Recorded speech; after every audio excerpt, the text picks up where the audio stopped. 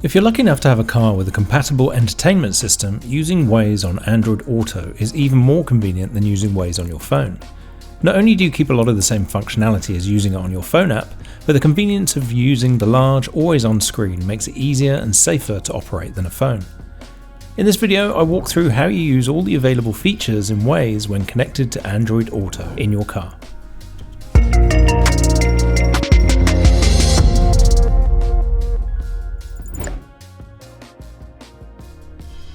After connecting Waze to your car's entertainment system using Android Auto, you'll be presented with the most recent trips. You can quickly launch those journeys by tapping on them. However, to set a new destination, all you have to do is tap the search bar and type the location you're looking for.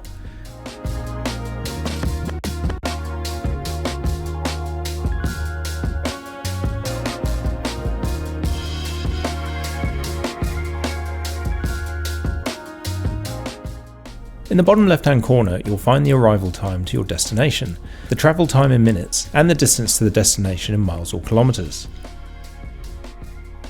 You can change the measurements to suit in the phone app menu, but you have to do it before connecting your phone to the car, as the option isn't available in the Android Auto menu.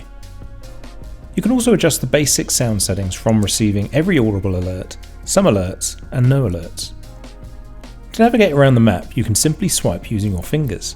To zoom in and out, you can pinch the screen. To reset the view to your location, tap the grey target icon, and the view will return to your current position on the map.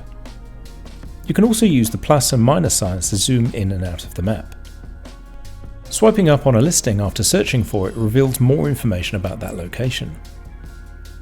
If you want to add a stop on your journey, all you have to do is search for the new location you want. Then, instead of tapping New Drive, tap the icon next to it for Add a Stop. Waze will insert a detour location between you and your final destination automatically.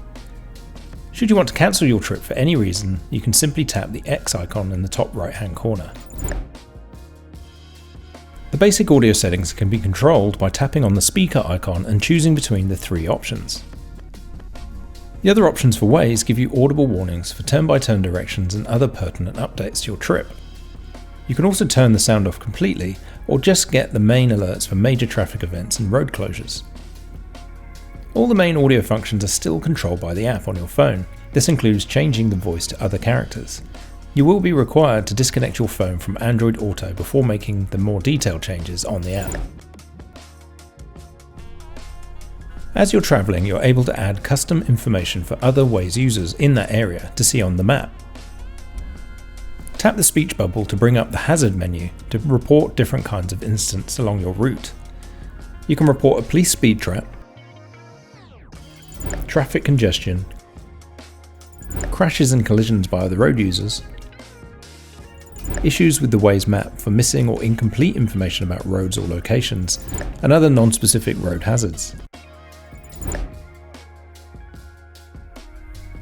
Other important options can be found in the main settings menu by tapping on the cog icon. As well as the aforementioned sound settings, you'll find the options to tailor your routes automatically for every drive. Under driving preferences and navigation, you can choose to avoid various types of routes just like the app when using your phone. These include avoiding toll roads, highways, and even difficult intersections. The final setting under vehicle details is the option to designate the type of vehicle you have. For instance, if you drive an electric vehicle, the routes will be tailored to include more charging stations on your journey. If you're looking for more detail on how to use Waze in general, check out my previous video called How to Actually Use Waze. Thank you for watching, and as always, please like this video and subscribe to my channel for more videos on the connected home and personal technology.